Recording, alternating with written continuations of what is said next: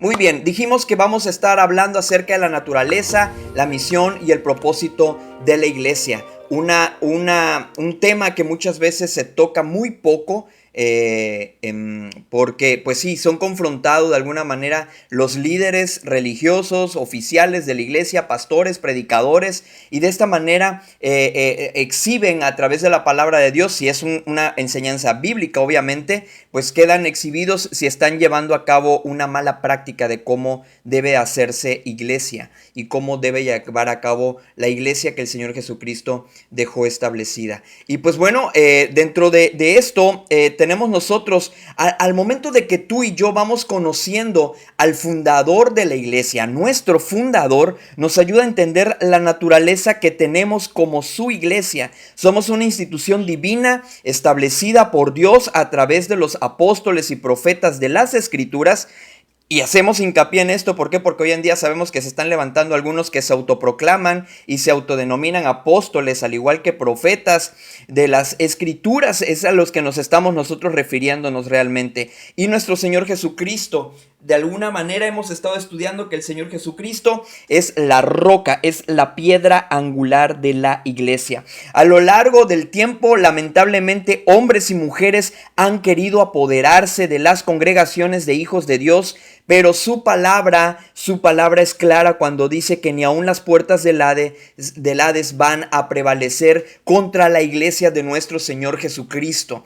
Sabemos que de alguna manera en los últimos tiempos se van a levantar estos hombres amadores de sí mismo, como dice la Escritura, más que de Dios. Pero bueno, hasta ahora nosotros hemos estudiado un poco sobre nuestro fundador, y digo un poco porque a pesar de que hemos profundizado bastante, por lo menos en 3 lecciones que vimos de las que hemos estado estudiando, y si tú es primera vez que tienes contacto con este material o con este contenido, te invitamos para que puedas verlos. Están disponibles en nuestras plataformas como es YouTube, nos encuentras como Familias sobre la Roca, Roca con K, o Joel Garland, así como está apareciendo en esta parte de abajo, Joel Garland. Así me puedes encontrar en mis redes y de alguna manera puedes encontrarlo en YouTube. ¿Por qué? Porque a través de Facebook, al cumplir un mes aproximadamente, las transmisiones en vivo se eliminan de forma automática. Entonces nos vas a poder estar viendo a través de YouTube. Y bueno, hemos estado estudiando un poco sobre nuestro fundador, ya que así como diría el apóstol Juan en el capítulo 21, verso 25, dice: y hay también otras muchas cosas que hizo Jesús, las cuales si se escribieran una por una, pienso que ni aún en el mundo cabrían los libros que se habrían de escribir. A nuestro fundador solo podremos conocerlo mediante su revelación, es decir, mediante su palabra. Su Espíritu Santo es el que nos va a guiar a toda la verdad, como nos dice Juan 16:13. Y de igual manera nos dejó él la palabra profética más segura, a la cual hacemos bien en estar atentos como a una antorcha que alumbra en lugar oscuro hasta que el día esclarezca y el lucero de la mañana salga en vuestros corazones, como dice el apóstol Pedro en el capítulo 1, versículo 19. Y pues bueno, vamos a entrar ahorita sí en materia y ya vamos a empezar a tocar fibras muy sensibles de, lamentablemente, de cómo están haciendo iglesia hoy en día muchos líderes y pastores, de las cuales la Biblia nos dice que no es la manera correcta y lo que no es realmente la iglesia. Entonces vamos a empezar a tocar este tema, y como dijimos es un poco sensible. ¿Por qué? Porque en muchas ocasiones se malentiende o se mal ha interpretado, y tú y yo, porque en su momento yo también lo decíamos, vamos a la iglesia. ¿Cuántos hemos escuchado esa frase? Vamos a la iglesia. ¿Y por qué? Porque bueno, pues así nos los han enseñado. La iglesia tradicional, la iglesia católica, de alguna manera también así nos ha así es la cultura en la cual de alguna manera muchos hemos crecido o muchos crecieron, y que hemos sido influenciados por eso. Vamos a la iglesia. Para empezar, tenemos que entender que la iglesia no es un edificio, es gente, no un lugar. Los primeros cristianos se reunían en casas, pero el término, de alguna manera, iglesia, siempre se aplicó al grupo de creyentes que se reunía y no al edificio como tal. Esto es algo que tú y yo tenemos que tener bien en claro. Vamos a la iglesia, no es la manera correcta de decirlo, es vamos con la iglesia o vamos a reunirnos con la iglesia. Recordemos que iglesia es la palabra eclesía, que significa congregación, de alguna manera, de creyentes, de alguna forma, ¿verdad? Entonces es una congregación, es gente reunida. Pero fíjense bien, si vamos rápidamente a Romanos capítulo 16, verso 5, recuerda la importancia de que tengamos una Biblia y una libreta para que de alguna forma tengamos dónde anotar y también a dónde ver si verdaderamente lo que estamos leyendo y lo que estamos diciendo es conforme a la Escritura. Romanos capítulo 16, verso 5. Vamos rápidamente a Romanos capítulo 16, verso 5. Fíjate bien cómo dice: saludad también a la iglesia de su casa.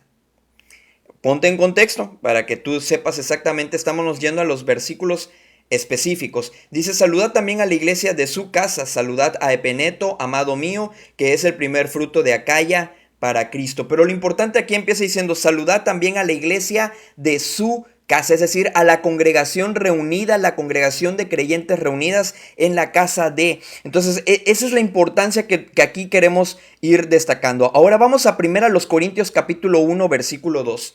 Primera a los Corintios, capítulo 1, versículo 2. Primera a los Corintios 1, 2. Fíjate bien cómo dice Primera a los Corintios, capítulo 1, versículo 2. A la iglesia de Dios que está en Corinto, a los santificados en Cristo Jesús, llamados a ser santos, con todos los que en cualquier lugar invocan el nombre de nuestro Señor, de nuestro Señor Jesucristo, Señor de ellos y nuestro. Aquí algo importante, ¿sí? Lo que destaca: a los santificados en Cristo Jesús. Ya hablamos sobre el término iglesia, ya hablamos sobre el contexto, sobre lo que es iglesia, así que aquí nada más estamos recapitulando rápidamente, pero miren qué bonito lo describe aquí Pablo a los Corintios.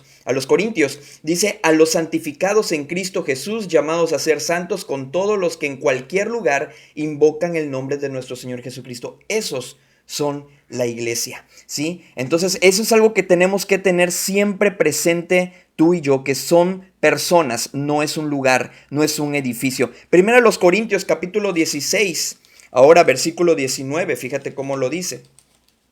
Primera los Corintios 16, 19. Las iglesias de Asia os saludan, Aquila y Priscila, con la iglesia que está en su casa. Nuevamente lo vuelve a decir: os saludan mucho en el Señor. Fíjense bien esta parte, ¿eh? Os saludan mucho, dice, en el Señor. Pero lo importante aquí de lo que es lo que estamos hablando, que no es un edificio, no es un lugar, son personas. Dice: las iglesias de Asia os saludan, con Aquila y Priscila, con la iglesia que está en su casa. No estamos haciendo referencia exactamente a que ahora la iglesia es una casa, no, a las personas que están reunidas en un lugar, como vimos en primera donde estábamos leyendo hace ratito, a todos los santificados. Entonces fíjense, ven también como dice Colosenses 4:15. Colosenses capítulo 4, versículo 15. Recuerda que esto es un estudio, ¿eh? Y en un estudio vamos a ir mucho a la Biblia, porque lo que a nosotros nos importa es más que lo que pueda decir yo, más que lo que pueda decir cualquier otro teólogo, pensador o algo, es qué es lo que nos dice Dios, porque lo que tiene el poder transformador y lo que de alguna manera nos va a estar constantemente recordando todas las cosas es cuando vamos a la palabra de Dios, es la que va a producir ese fruto en nuestras vidas. Colosenses capítulo 4, versículo 15. Fíjate bien cómo dice: por lo cual os decimos esto en palabra del Señor, que nosotros que vivimos, que habremos quedado hasta la venida, estoy en Tesalonicenses, Colosenses capítulo 4, una disculpa. Recuerden que estamos completamente en vivo. Colosenses capítulo 4, versículo 15. Fíjense bien cómo dice: saludad a los hermanos que están en la Odisea y a Ninfas y a la iglesia que está en donde, dice ahí, en su casa. La iglesia que está en donde, en su casa. Una vez más podemos encontrar, y ahorita vamos a explicar un poquito por qué casi en la gran mayoría de estos versículos y en estas cartas que se escribe hace mucho énfasis a las personas que están reunidas en una casa. Filemón capítulo 1, versículo 2. Ahora vamos a Filemón. Filemón capítulo 1, versículo 2. Filemón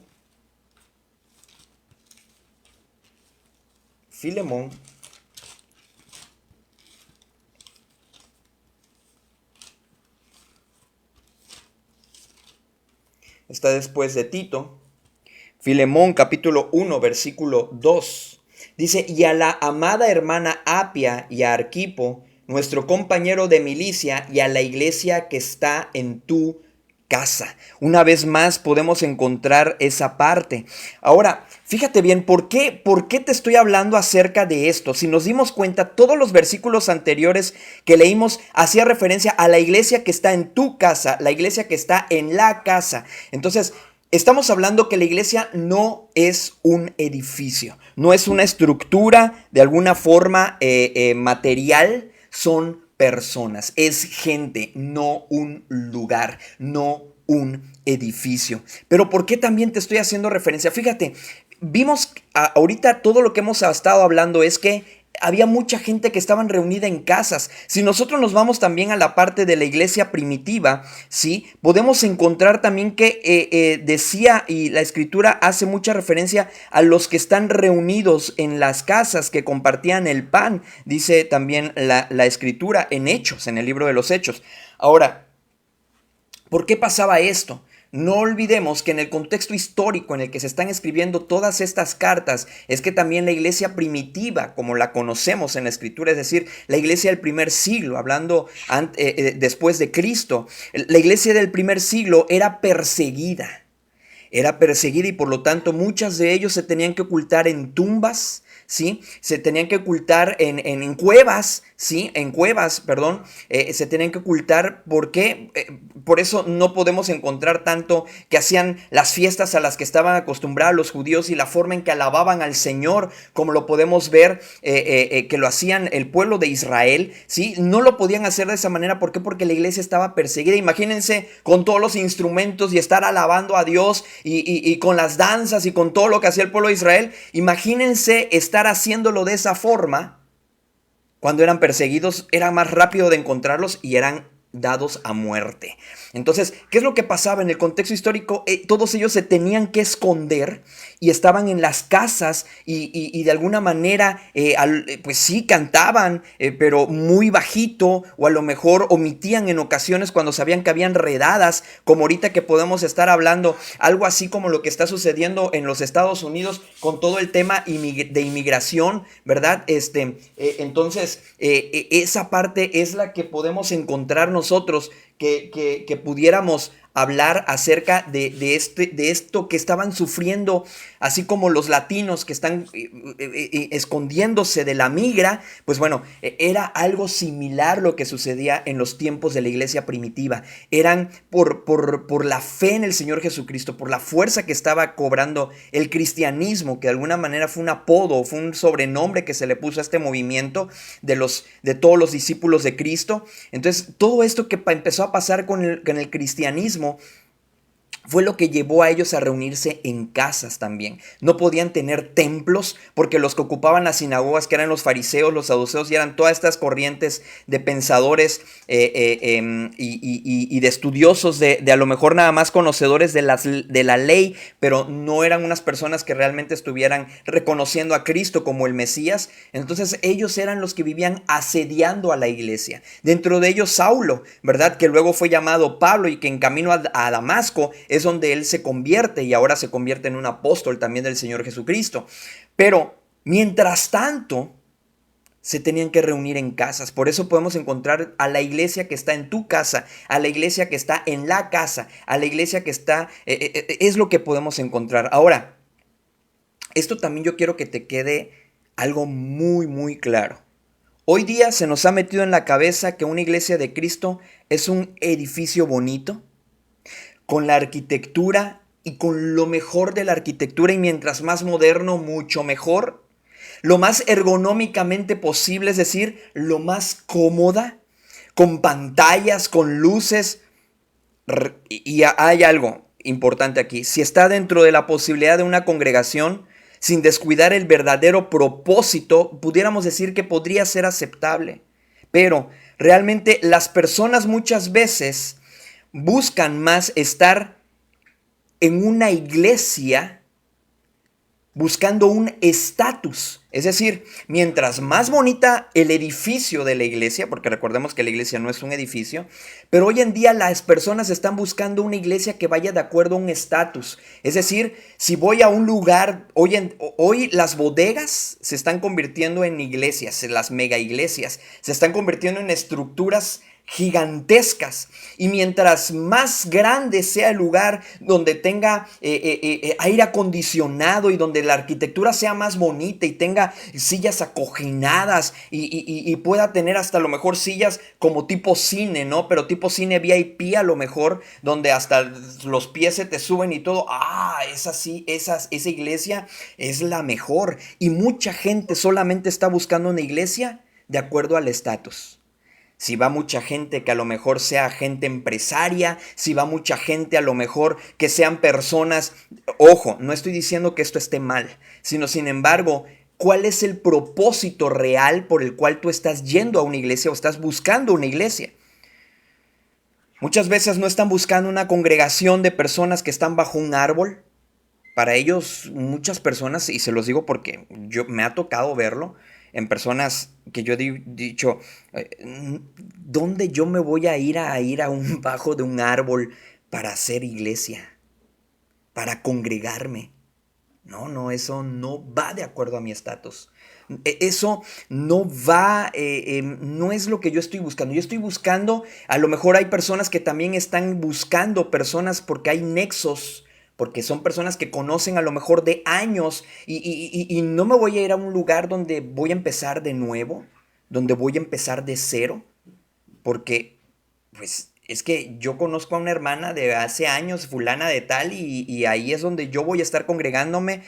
Lo otro, hay personas que dicen, es que, pues es que la verdad, aquí me siento cómodo, mis hijos, mis hijas o mi familia se siente cómoda en este lugar, pero no es la comodidad lo que realmente debemos de buscar, lo que tú y yo debemos de buscar verdaderamente, más que un mega edificio, más que algo que vaya de acuerdo con mi estatus, o más que algo que vaya de acuerdo a decir, tú te congregas en esa iglesia, es la que se ve allá en la montaña, ese grande edificio. Más que eso, es que realmente se esté practicando, porque no solo, a veces se puede estar enseñando, pero hemos hablado que la enseñanza rige la práctica. No está disociado la práctica de la doctrina. Hay personas, dijimos anteriormente y lo recuerdo nuevamente, es que muchas personas están diciendo, líderes, dicen, no, es que una cosa es la doctrina y otra es la práctica. No, la doctrina rige la práctica. Todo, si nosotros hemos dicho que nuestra única regla de fe, orden y práctica es la palabra de Dios, entonces todo lo que hago como iglesia debe estar regido por ese libro. Nada puede salirse de este libro. Entonces, no solamente es que prediquen la sana doctrina, sino que la practiquen también. Muchas veces el cuerpo de Cristo, en el contexto de esos versículos, como hablábamos hace rato, estaban en casas porque eran asediadas, perseguidas por ofender con la verdad de Dios, por defender la verdad de Dios, porque las vidas eran llevadas a Cristo y no a una corriente de pensamiento eclesiástico. No reunían gente para someterlas al control de hombres, sino para someterlas a la voluntad de Dios. Empezaban a representar una amenaza. Dice la Escritura que cuando llegaban los discípulos a ciertas regiones, los apóstoles decían ellos, estos que trastornan el mundo entero también han venido acá. Así lo puedes encontrar en la Escritura. ¿Cómo los catalogaban a ellos? Estos que trastornan el mundo entero también han venido acá. Esa era la manera en la que de alguna manera podían estaban ellos calificando a los discípulos del Señor Jesucristo. Hoy día no quieren sufrir la sana doctrina. Hoy día no se quiere sufrir la sana doctrina. La gente prefiere ir a un lugar donde ya está estructurado, donde ya tienen un edificio, donde tienen sus saloncitos. Que bueno, digo, ojo, no estoy diciendo ni estoy en contra de esto. Pero triste y lamentablemente hoy en día la gente prefiere la comodidad que realmente defender la verdad de Dios. Empezar algo donde realmente se pueda llevar a cabo la sana doctrina. ¿sí? Y donde se esté practicando la sana doctrina. Personas que más que someterse a hombres se están sometiendo a la voluntad de Dios, que están ofendiendo con la verdad de Dios. Ahora, esto es algo que tú y yo debemos de tener muy, muy claro. ¿Cuál es el propósito real por el cual muchas veces salimos de una iglesia? ¿Cuál es el pensamiento y el propósito que realmente nos está sacando de ese lugar? Y si es verdaderamente buscar un lugar, una congregación de personas, porque recuerden que la iglesia es una congregación de personas, de creyentes bautizados. ¿Cuál es realmente el propósito por el cual me estoy saliendo de una iglesia? ¿Cuál es realmente lo que me está moviendo a congregarme con una iglesia? ¿Es por su edificio? ¿Es porque voy a seguir conservando un cierto estatus? ¿Qué es lo que me está moviendo realmente? Recuerda, la iglesia no es un edificio, es gente, no un lugar. Segunda cosa que vamos a ver es que la iglesia no es una empresa. La iglesia es una institución divina, por lo que la naturaleza de la iglesia entonces no es humana, y al no ser humana tampoco su manera de regirse es bajo pensamientos humanos o por reglas humanas. Por eso en segunda de Pedro capítulo 1 versículos 19 al 21, segunda de Pedro capítulo 1 versículos 19 al 21.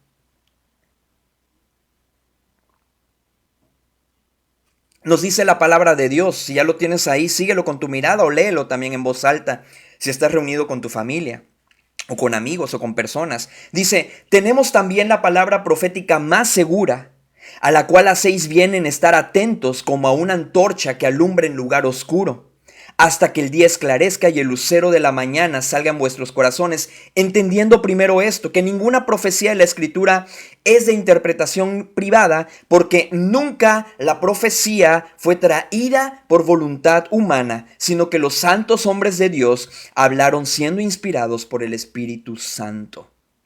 Toda la Escritura, dice también la palabra, es inspirada por Dios. Entonces, es algo que tú y yo tenemos que tener bien claro. Si la iglesia no es una empresa y es una institución divina, todo lo que yo diga, todo lo que yo haga, todo lo que yo enseñe, todo lo que yo aprenda debe estar basado en el libro de los libros, que es su palabra, que es lo que hoy conocemos como Biblia. Recuerda y métete bien en la cabeza esto. La iglesia no es una empresa, es una institución divina. Por lo tanto, la iglesia que funciona como empresa no es iglesia. Y hago un paréntesis nuevamente y hago algo yo no estoy hablando que la iglesia no debe estar organizada, pero no debe estar establecida como empresa. La iglesia que hace a un lado la palabra de Dios para administrarse como una empresa y no como una institución divina bajo los parámetros que la palabra de Dios misma ha establecido para que funcione su iglesia, no es una iglesia, es una secta. Ya en las llamadas iglesias hoy en día tienen CEOs. Así como en las empresas tienen un mandamás, tienen el fundador, ¿verdad? Como se le llaman a los CEOs también, gerentes administrativos. Ojo, no estoy diciendo, nuevamente repito, que no debe haber organización. Pero el organigrama de Dios está en la Escritura. Y todo debe hacerse con consenso de la congregación. Y aquí ya estamos entrando en materia. Recuerden que ya hablamos sobre nuestro fundador, que es Cristo, como la cabeza de la iglesia, como la piedra angular, como la roca en la cual debe estar establecida la iglesia. Y ahorita vamos a empezar ya a hablar un poquito, y ya estamos introduciéndonos al cuerpo de Cristo. Ya hablamos de nuestro confundador, de la cabeza, ahora estamos hablando del cuerpo de Cristo, nosotros como iglesia. Entonces, hoy en día hay CEOs. Hay personas, hay llamados pastores que fungen más como el gerente general de la iglesia, y es más, hasta se llaman como gerentes, o también a este pastor fundador de la iglesia, muchas veces empiezan a tomar el lugar de Cristo, porque ellos empiezan a dictar mandatos, ellos empiezan a establecer reglas, ellos empiezan a establecer una forma de organización o de llevar a cabo ciertas tareas en la iglesia que no están marcadas por Cristo así, sino por ellos mismos. Y por ello, muchas veces estos pastores que se creen CEOs o que se creen dueños de estas iglesias, reclaman las posesiones de las iglesias como suyas. Porque ellos dicen, es que yo fundé esta iglesia.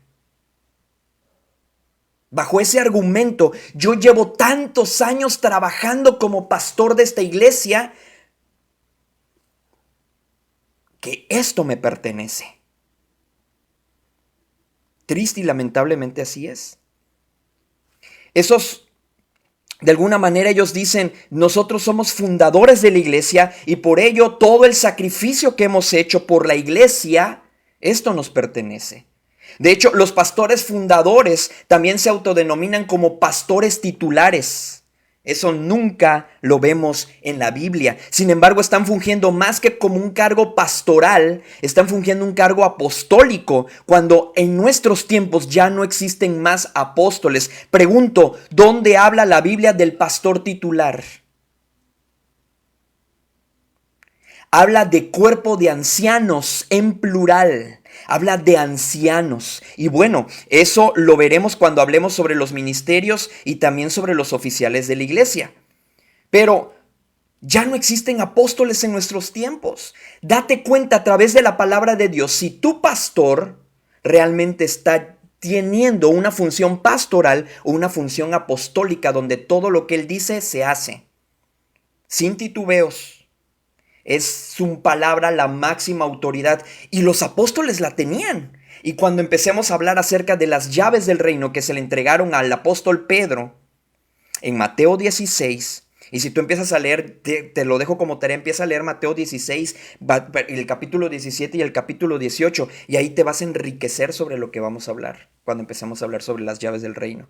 La autoridad que le dieron a Pedro como apóstol. Claro, por supuesto, ellos tenían toda la autoridad como apóstoles de decir a este disciplina, a este expulsa, a este hace esto, iglesia vas a hacer esto, sin consultarlo, porque ellos tenían esa autoridad apostólica, no pastoral. Ya cuando es pastor, que fue el ministerio que quedó establecido dentro de los oficiales en la iglesia, ya el apostolado ya no, porque para poder ser apóstol, y esto lo vamos a tratar cuando empecemos a ver los ministerios y los oficiales en la iglesia, tenían que haber sido testigos oculares de Cristo. Dime tú ahorita, todos los que se autodenominan, así como Jezabel, que se autodenominaba profetisa, así, de esa manera, dice la escritura, se autodenominaba, se autollamaba, se autoproclamaba, así como hoy se autoproclaman muchos apóstoles. Uno de los requisitos principales es haber sido testigo ocular de Cristo resucitado. Es decir, ellos tenían que haber estado presentes, haber sido comisionados o llamados directamente por Jesucristo de manera audible, en el sentido de que tenían entonces que haber estado en el tiempo del Señor Jesucristo. De alguna forma no se podía. Entonces dime tú, ahorita hoy hablan ellos, es que Dios me habló en sueños. ¿Cómo compruebas eso? La escritura dice que esa forma ya no. Dice que en otro tiempo habló por medio de los profetas, habló por medio de alguna manera de los apóstoles, pero hoy en día lo hace por medio de su Hijo Jesucristo. Ya toda la revelación ya está, no hay nuevas revelaciones. Entonces, amigo, amiga, tenemos que entender esto, que la iglesia no es una empresa. Hoy en día muchas iglesias, por desconocimiento de la forma en la que tienen que operar como iglesias, no conocen las leyes en las cuales debe estar regidas. Por lo menos en México hay una ley, y yo te invito para que tú la investigues. Investígalo, hay una ley, ¿sí? Una ley que precisamente trata todo lo cuestión de los asuntos religiosos a través de la Secretaría de Gobernación.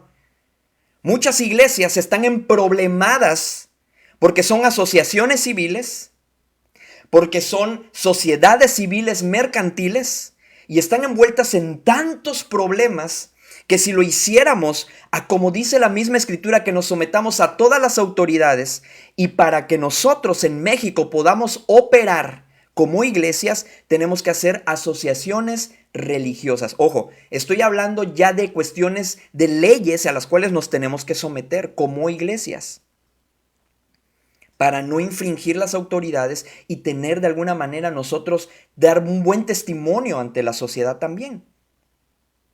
No somos empresa. Ante la Secretaría de Gobernación, nosotros somos una asociación religiosa y esto protege mucho. ¿Por qué? Porque si ustedes van leyendo los requisitos y lo vamos a tratar posteriormente, ya quizás al final, cuando empecemos a hablar también sobre temas legales en cuanto a la iglesia, porque es importante que se sepa, no lo desconozcas, investígalo por favor. Entonces, toda esta parte. Muchas veces porque muchas iglesias no le prestan atención. Tú vas a una iglesia y a ti es lo que menos muchas veces te interesa y te importa. Te quedaste impactado por el edificio, te quedaste impactado por la gente, porque cuando llegas pues obviamente, y si te trata un pastor, pues obviamente un pastor quiere que la iglesia crezca, entonces nunca te van a hacer el feo y más si a lo mejor tienes recursos económicos, pues más aquí, ven, bienvenido y mira y nosotros y aquí te van a hablar bonito. Y lo que menos les interesa muchas veces al que se va a añadir a una iglesia es saber cómo está constituida la iglesia legalmente. ¿Cuál es la doctrina que rige en cuanto al gobierno de la iglesia? Los pastores lo omiten. La gran mayoría de los pastores que creen en un gobierno, como le llaman ellos, teocrático, o también a veces más bien episcopal, o como estamos hablando, como un apóstol realmente que está fungiendo el que está como pastor al frente de una iglesia, lo que podemos decir es que de alguna forma eso no lo preguntas cuando te vas a añadir a una iglesia. ¿Cuál es el gobierno de la iglesia? A ver, disculpa, ¿yo puedo saber cuánto gana mi pastor? ¿Cuántas personas tienen sueldos y salarios dentro de la iglesia?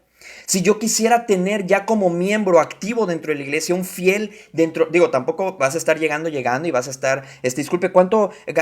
Y también quisiera saber, no, obviamente es ya cuando tú ya tienes un tiempo y eres una persona fiel en cuanto a tus ofrendas, en cuanto a tu asistencia y todo, obviamente tienes el derecho de poder preguntar todo esto. Oye, ¿y cuánto gana mi pastor? Pastor, ¿cuánto gana usted? ¿Hay otros sueldos que se pagan? Lo que se juntó para este fin o este ministerio, realmente, a ver, quiero saber cómo se está yendo. ¿Cuánto dinero se tiene realmente en la cuenta de la iglesia? Porque fíjense, muchas veces cuando se maneja como empresa la iglesia, entonces en cuestiones legales, hay problemas más adelante. Hay problemas, porque cuando la iglesia quiere tomar decisiones, como todo está a nombre del pastor o está al nombre de cierto grupo de personas o legalmente están constituidos como una asociación civil o están constituidos como una sociedad civil mercantil o como cualquier otra forma, figura jurídica que te pueda dar una personalidad moral para poder tener cuentas bancarias. Y fíjense por qué les estoy hablando esto, porque nosotros venimos de un problema de ese tipo. Entonces, ¿hasta dónde de alguna manera este tipo de operar como empresa y no como iglesia, al momento de que hay conflictos, tú no puedes hacer nada? El pastor muy bien te puede cerrar la puerta con candado y te puede acusar de allanamiento de morada porque tú sabes a nombre de quiénes están los terrenos en el cual se están construyendo. No. Y todo pertenece a la asociación civil o pertenecen a la sociedad civil o a cualquier otra figura jurídica menos como asociación religiosa. Que de alguna manera el gobierno esto lo establece precisamente para evitar todo este tipo de conflictos, todo este tipo de problemas, para que le pertenezca a la congregación. Estipulaban mucho y decían de que es que mira, es que luego pasa a ser propiedad de la nación. Ya ahorita las leyes han cambiado, estúdienlo, asesórense a través de un abogado, a través de personas que estén preparados en la materia. Pero la iglesia no debe funcionar como empresa, sino bajo los lineamientos que la escritura misma marca. Y si la escritura misma marca un lineamiento que dice que nos tenemos que someter a las autoridades, nos tenemos que someter a las autoridades. Obviamente esto siempre y cuando no vayan en contra de la voluntad de Dios. Entonces, sí es importante que tú y yo entendamos que la iglesia no es una empresa, es una institución divina, por lo que la naturaleza de la iglesia no es humana y al no ser humana tampoco se va a regir bajo pensamientos humanos o bajo criterios humanos. La iglesia es de Cristo. Por lo tanto, si somos una iglesia de Cristo, o decimos llamarnos una iglesia de Cristo, o decimos que formamos parte de una iglesia de Cristo, tenemos que velar por estos intereses también. Lamentablemente, estas malas prácticas que están haciendo hoy en día líderes religiosos, pastores, va a llevar, luego van a hablar y van a decir, es que el gobierno ahora nos está presionando y nos están cerrando templos porque no estamos regidos bajo la ley de asuntos religiosos que nos dice ahí que esto y culto público oye, pues es que desde un principio debiste haber estado en regla. Ahora cuando empiecen a cerrarles los lugares, cuando empiecen ahora sí se van a querer sublevar ante la autoridad porque van a decir, es que no nos pueden cerrar, ahora el gobierno está, oye, pero desde un principio debiste haber estado en regla. Ahora le estás dando un arma más al gobierno para que empiecen a cerrar iglesias. Esa es la parte que nosotros debemos de dimensionar hasta dónde nosotros mismos como congregación, que nos esforzamos cuando se nos dice que vamos a ampliar el lugar, vamos a construir ahora esto, a nombre de quién está donde se está construyendo. La iglesia no es una empresa, es una institución divina. Y vamos a pasar al siguiente punto. Yo creo que hoy no nos va a dar tiempo para terminar todo esto que vamos a ver. Pero lo otro importante también es, la iglesia no es una denominación. La iglesia de Cristo no vino a establecer, la iglesia es de Cristo, y Cristo no vino a establecer una denominación. Eso es algo que te tiene que quedar muy en claro. Las denominaciones han sido una herramienta del enemigo más que para preservar la verdad bíblica, es para dividir el cuerpo de Cristo. Esa es la realidad. Ojo, y aquí yo no quiero que vayas a pensar, está hablando Joel ahora de ecumenismo, entonces está a favor del pensamiento, la doctrina divide. No. No estoy hablando de eso.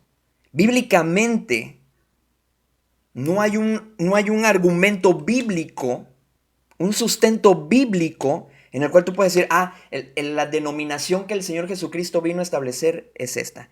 Nosotros que venimos de una corriente o de líneas bautistas, podemos empezar y a lo largo de la historia de dónde viene y esto y acá y allá. Otros dicen, no, que mira, que es que hay un libro que dice esto, pero realmente el Señor Jesucristo no vino a establecer una denominación. No vino a establecer una denominación.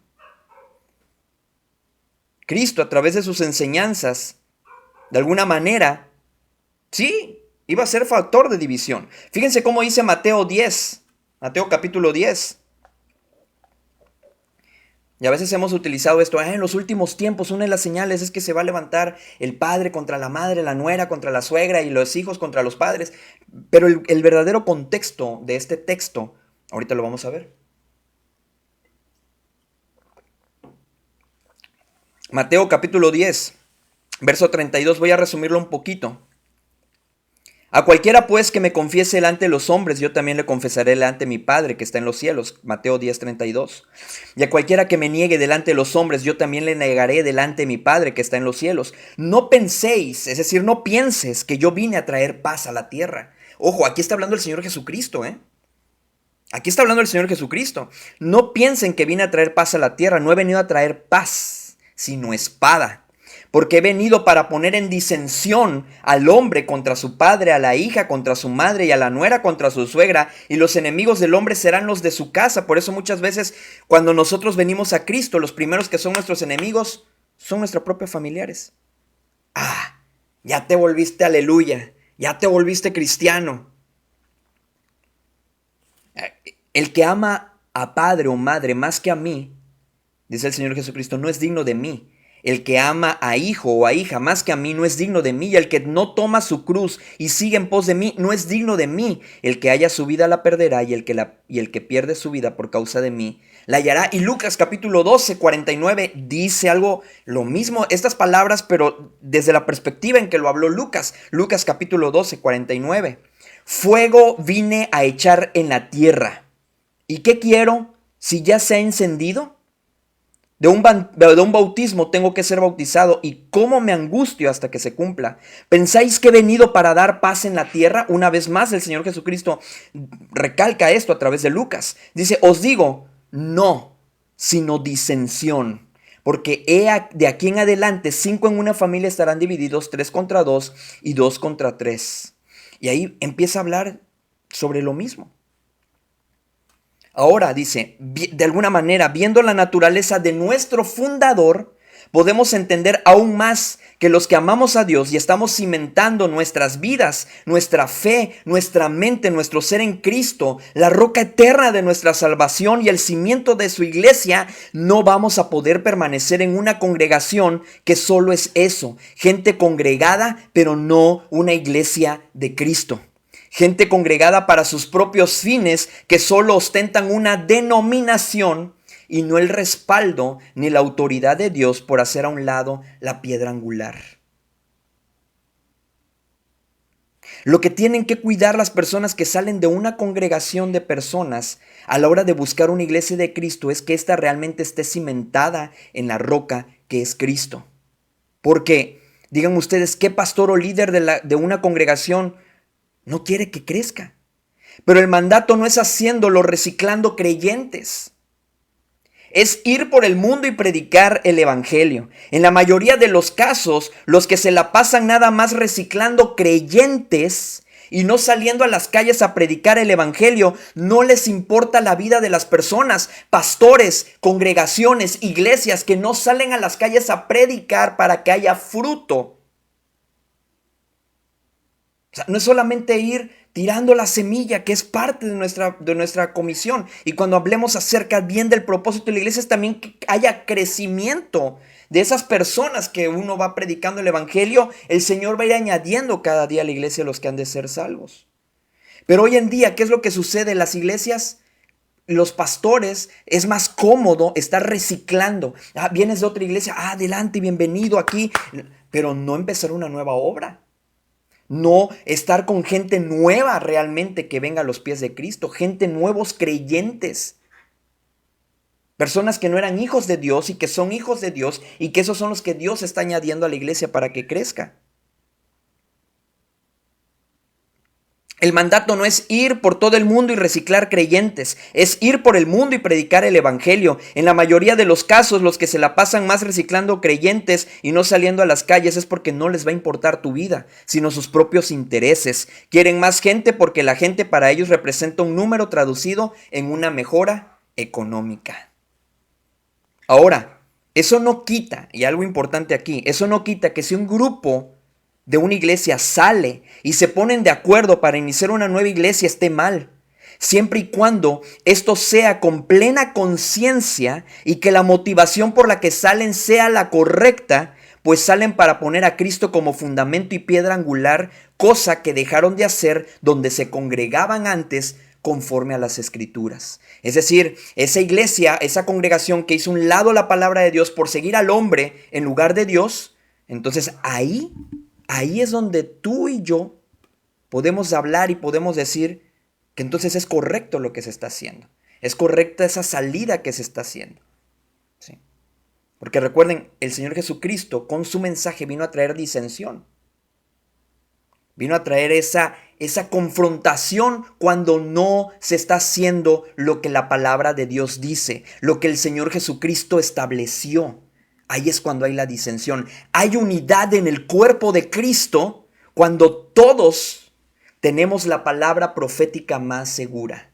Es ahí cuando hay unidad. Cuando todos ponemos realmente como cimiento y fundamento al Señor Jesucristo. Las denominaciones fueron inventadas por los hombres. En la Escritura no encontramos que Cristo haya dado un nombre particular, sino solamente podemos encontrar iglesias de Dios, iglesia, es decir, en plural, pero iglesia de Dios, casa de Dios, iglesia del Dios viviente, iglesia del Señor y de alguna manera iglesia de Cristo. Lo podemos encontrar en primera los Tesalonicenses 2:14, en segunda los Tesalonicenses 1:4, en primera Timoteo capítulo 3 versículo 5, en Gálatas 1:13, en primera Timoteo 3:15, en Efesios 5, En Hechos 20:28, que también dice, por tanto mirad por vosotros y por el rebaño en que el Espíritu Santo os ha puesto por obispos para apacentar la iglesia del Señor, la cual ganó por su propia sangre. La iglesia es de Cristo. Esto nos lleva entonces a afirmar que la denominación realmente es lo de menos. Es solo una etiqueta humana para distinguir a un grupo de personas. Ya hoy en día realmente no representa nada una denominación. A veces hasta es más contraproducente, pues por irse por la denominación, se señala o cataloga como iglesia de Cristo cuando no lo es. La denominación no garantiza una iglesia de sana enseñanza y buena práctica. De alguna manera, ojo, no estoy diciendo que a lo mejor, entonces, no, está bien, si te quieres poner bautista, si te quieres, como aparece aquí en esta presentación, metodistas, adventistas, presbiterianos, anglicanos, luteranos, bautistas, la iglesia es de Cristo y Cristo no vino a establecer una denominación. Eso es algo muy importante que tú y yo tenemos que tener claro. Si nos metemos un poquito a la historia denominacional, y te la voy a poner rápidamente, mira, aquí en esta presentación que te voy a hacer, ojo, muchos pastores que a lo mejor luego vean, o otras personas que digan, yo nada más estoy poniendo un contexto un poco histórico, porque como dicen por ahí, cada maestro con su librito, ¿verdad? Muchos van a decir, no, es que el libro de fulano de tal dice que esto y que nosotros y que acá y que por allá y olvídense de eso. Yo nada más estoy hablando un poquito acerca de lo que pudiéramos, un poquito de historia denominacional. La primera ruptura formal y permanente del cristianismo, a como lo marcan estas personas o estos historiadores, se hizo en dos grandes ramas. La protagonista de la secta o de la iglesia de Occidente con sede en Roma, realmente es una secta, y la secta de Oriente con sede en Constantinopla. Algunas de las causas fueron cuestiones doctrinales, cuestiones de autoridad, y el resultado pues fueron surgiendo la secta católica romana en Occidente y la secta ortodoxa oriental en Oriente. El inicio de las denominaciones modernas, la Reforma Protestante en el siglo XVI. La Reforma fue el evento que dio origen a la mayoría de las denominaciones que conocemos hoy, marcando una distinción de la enseñanza que tenía la secta católica romana o la Iglesia Católica, como comúnmente se le conoce. La denominación, los luteranos, por Martín Lutero. En 1517, la justificación por fe, solo fe, y la autoridad de la escritura, solo escritura. Estamos poniendo más o menos qué fue lo que fue creando ese rompimiento con la Iglesia Católica. La reformada presbiteriana, por Ulrico Zwinglio y Juan Calvino, entre los 1520 y 1500 y los 30, ¿no?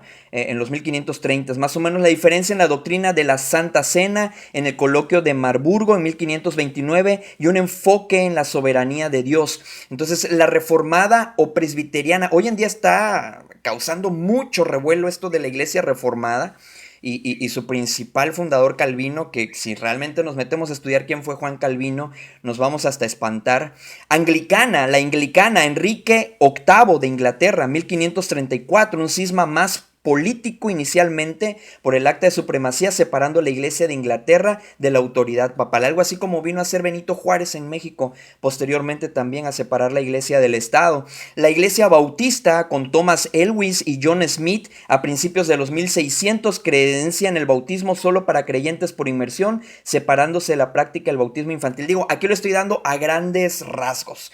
No estamos haciendo un estudio de denominaciones, ni de historia de denominaciones, ni nada de esto. Sin embargo, las denominaciones iniciales se fueron fragmentando a su vez por nuevas interpretaciones de las escrituras, por movimientos de avivamiento. De ahí surgen los metodistas en el siglo XVIII, a partir del movimiento de avivamiento dentro del anglicanismo, liderado por John Wesley, y posteriormente su énfasis estuvo basado en la santidad y el activismo social. El pentecostal, que inicia a principios del siglo XX, alrededor de los 1901 en Topeka, Kansas, donde empezó esto del avivamiento en la calle de Azusa en Los Ángeles, con un énfasis en la experiencia del Espíritu Santo. Es decir, que esto el pentecostalismo es más reciente, ¿no? En el siglo XX, en los 1901, donde empezó esto del fuego, el Espíritu y la continuidad de los dones espirituales que ya sabemos, y cuando hablemos de estos vamos a ver cuáles ya no están vigentes, como hablar en lenguas y sanidades. Entonces, todas estas corrientes, y muy probablemente si nos están viendo pastores o líderes que han estudiado algo sobre esta historia de las religiones o denominaciones, coincidan o digan, a lo mejor digan, no, pues sí, o a lo mejor digan, no es así, y lo respeto. Como les repito, solo estamos viendo como una manera muy grosa de conocimiento general y tener una idea en cuanto a las denominaciones, pero en su mayoría coinciden que los grandes movimientos religiosos fueron hechos por hombres. Estos movimientos tienen nombre y apellido, ¿sí? Nombre y apellido. Estas denominaciones surgidas tienen nombres y apellidos, que no es Cristo. El reino, el verdadero reino de los cielos solo tiene un fundador que vino a establecer no una denominación. Aunque muchos defiendamos nuestra denominación, porque en su momento yo también lo llegué a hacer, aunque muchos defienden una denominación con libros no inspirados, con historiadores que realmente no vivieron en los tiempos de Jesús para asegurar qué nombre o denominación estableció Cristo, la realidad, amigo, amiga, hermano, hermana, es que Cristo no vino a establecer una religión. Cristo no vino a establecer una denominación. Primero Corintios 3, 1 al 11 dice, de manera que yo, hermanos, no pude hablaros como a espirituales, sino como a carnales, como a niños en Cristo. Os di a beber leche y no vianda, porque aún no erais capaces, ni sois capaces todavía. Porque aún sois carnales, pues habiendo entre vosotros celos, contiendas y disensiones, ¿no sois carnales y andáis como hombres? Porque diciendo el uno, yo ciertamente soy de Pablo, y el otro, yo soy de Apolos, ¿no sois carnales? ¿Qué pues es Pablo y qué es Apolos? Servidores, ojo, esclavos, por medio de los cuales habéis creído, y eso según lo que a cada uno concedió el Señor. Pero ¿saben qué, mis amigos, amados, hermanos, hermanas? Muchas veces se ven a los líderes o pastores que hoy en día hasta se llaman padres espirituales. Tú eres mi hijo espiritual. ¿No has escuchado también eso de que es la iglesia mamá? ¿Eso dónde viene en la escritura? ¿Dónde viene en la escritura como tal? Recuerda, los apóstoles tenían otra autoridad, tenían otra forma, pero no la pastoral. Hoy en día, padres espirituales, tú eres mi hijo espiritual, tú eres mi padre espiritual. Nosotros venimos, nuestra iglesia mamá es. No es eso. Son, dice Pablo, servidores. ¿Qué pues es Pablo? ¿Y qué es Apolos? Pablo hablando sobre sí mismo. Somos servidores por medios de los cuales habéis creído.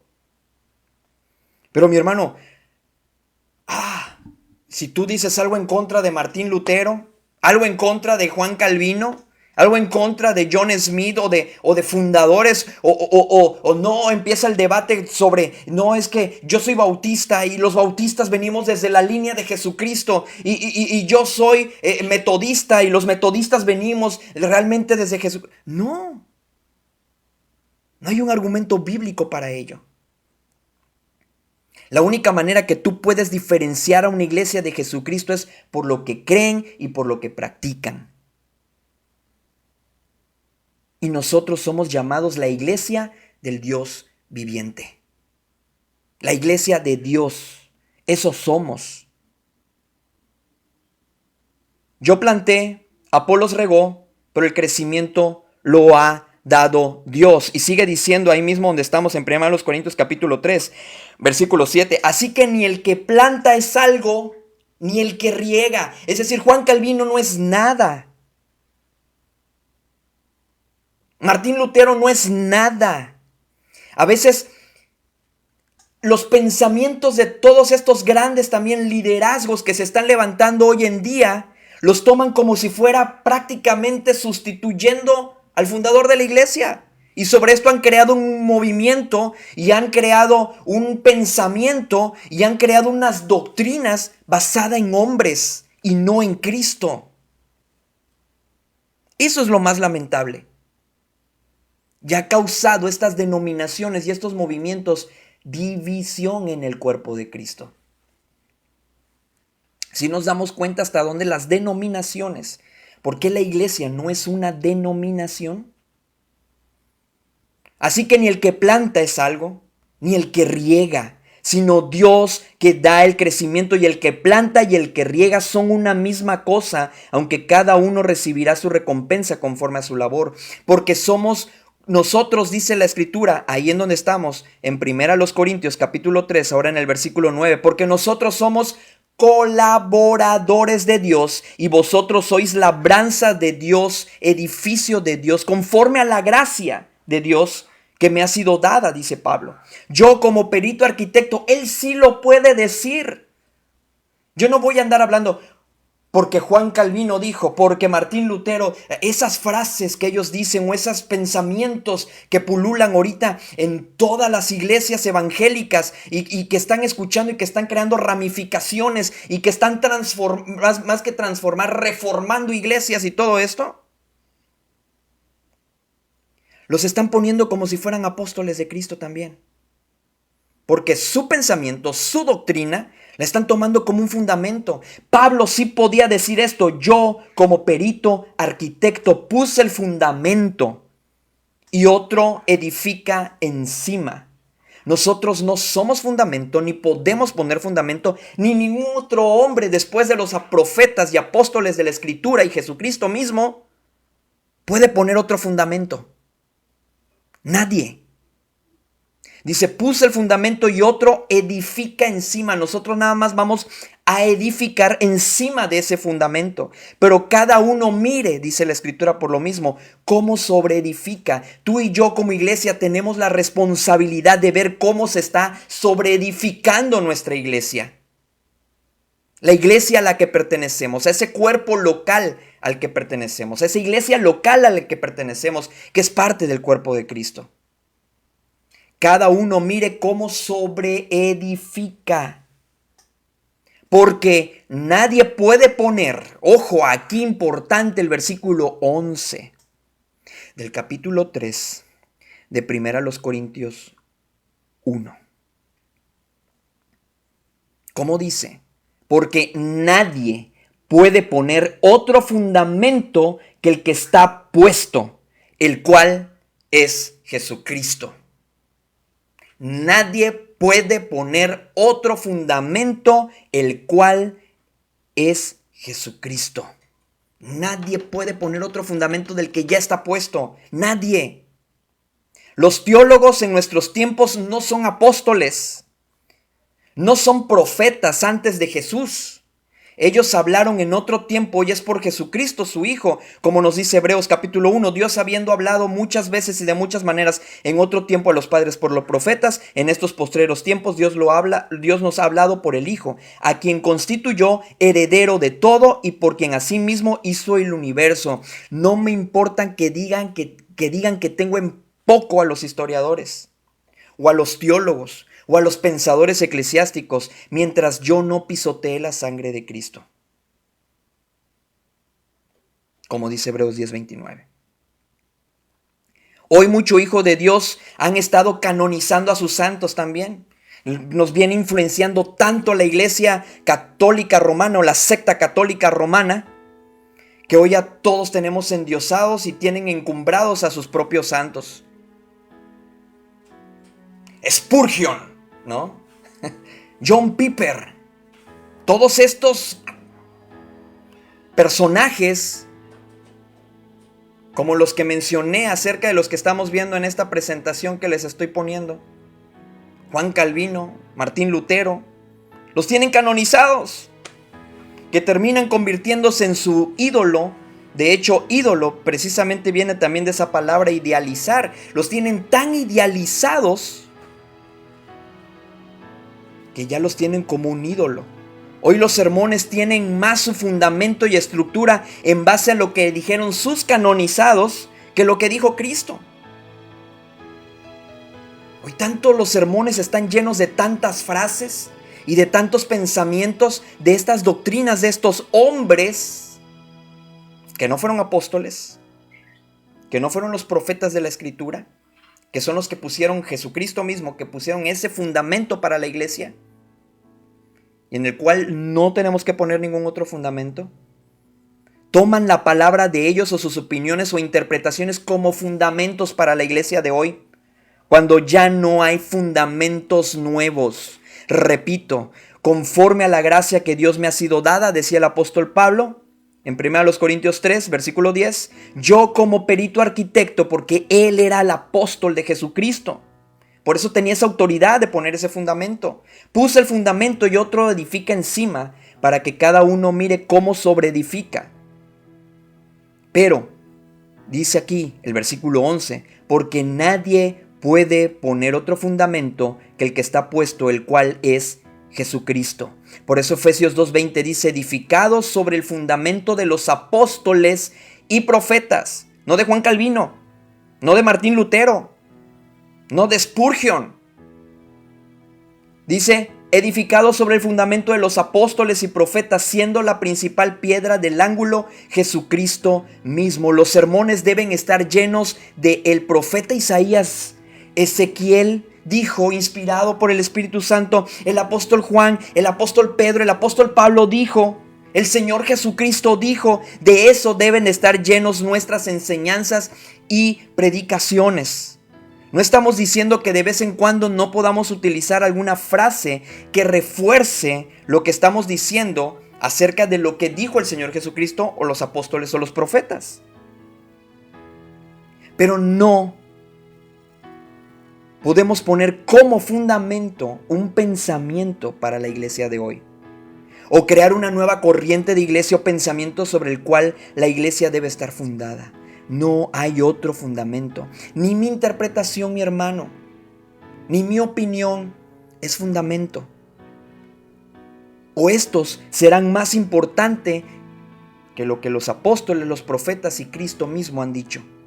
Congregaciones que tienen sus fundamentos sobre lo que los hombres dijeron, que no sean los apóstoles, los profetas y Cristo mismo, no es una iglesia de Cristo. Entonces, mis hermanos, hasta aquí la verdad es algo duro. Ahora podemos entender por qué la importancia de esto, que la iglesia no es una denominación. Porque precisamente toda esta influencia de denominación y hay tanto de que no, que los bautistas son los mejores. Ha habido, históricamente sí ha habido de alguna manera que la iglesia bautista son de los que más se están apegando a las escrituras, y esto dicho por las otras mismas corrientes de pensamientos y otras religiones o denominaciones que se han levantado, también por ellos mismos dicho. Pero Cristo no estableció la iglesia bautista. Si la iglesia bautista o esta denominación está fundada en Cristo, entonces es una iglesia de Cristo. No sé si ya me estoy explicando. Si tal iglesia, tal agrupación de personas creyentes bautizados, hijos de Dios bautizados, tienen su fundamento a Cristo, entonces es una iglesia de Cristo. Si lo que creen y practican está conforme a la Escritura, esa es una iglesia de Cristo. Por eso creemos que en muchas otras denominaciones también hay creyentes, hay hijos de Dios. ¿Y qué es lo que hace el Espíritu Santo? Va a ir sacando de muchos de esos lugares. Eso es lo que tenemos que entender. Por eso su palabra dice, y el Señor mismo Jesucristo dijo, vine para espada, fuego, decía él también, disensión.